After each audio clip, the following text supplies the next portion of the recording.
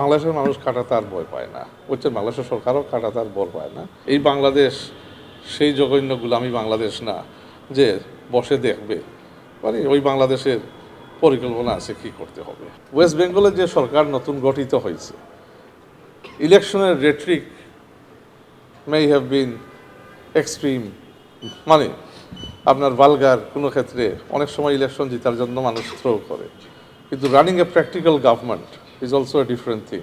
তো দেখি আমরা একটু সময় দেই যে রেট্রিক আর governance is it the same thing that the BJP West Bengal government intend to pursue. আর আমাদের সরকার তো, আমাদের সম্পর্কটা তো প্রাইমারিলি কেন্দ্রীয় সরকারের সাথেই থাকবে। তো এখানে মানে we won't get into their internal politics. আর কাটা তার দিয়ে বাংলাদেশের মতো দেশকে এখন ডর দেখানোর মতো কোনো জায়গা নেই। দেখেন, যদি মানুষের সাথে সম্পর্ক করতে চান, বাংলাদেশের মানুষ কাটা তার ভয় পায় না, বুঝছেন? বাংলাদেশের সরকারও কাটা তার ভয় পায় না। যেখানে আমাদের কথা বলা দরকার আমরা মানে কথা বলবো।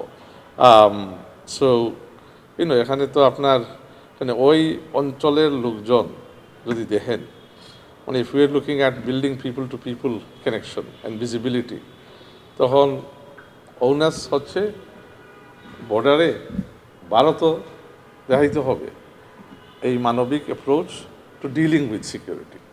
এখানে তো আর আপনি মানে আগে যে কাহিনী হলদাসিম, যদি মানুষ মানে গুলি মারে হত্যা করা হয় বা তারে লাগাইয়া আপনি ফেলে রাখবেন, যেগুলো আগে দেখছি আমরা হাসিনার সময়, তো ওই নমুনায় তো আর বর্ডার কোনো দিন ইনশাল্লাহ আসবে না।